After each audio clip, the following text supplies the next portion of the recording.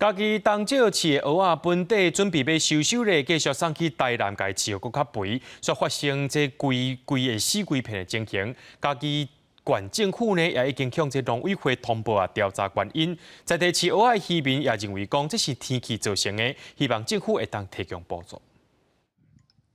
满满的蚵仔拢平伫布岸边啊，学人讲即档蚵仔身体拢总了去。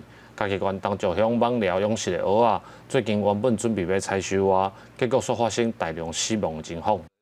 应该是天气啦，一个水质啊个温度啦。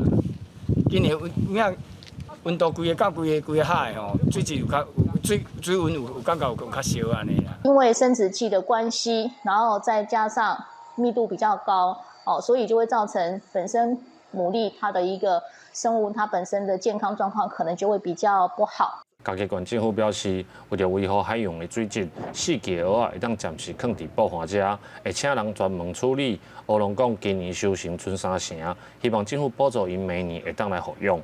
科农可以将这些科条集中到我们渔港的凸堤，县府下周就会集中来做一个清运。看要好安怎发一寡这救济金啊，阮来过来饲蚵啊，无阮明年都无钱通，无明年都无钱通去买遐蚵价、蚵嫂啊，还要伊就会通过来饲啊。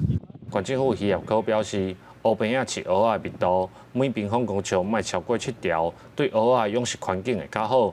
目前的情况已经有通报农委会，水试所会过来现场调查造成死亡的原因。记者林慧婷，家己报道。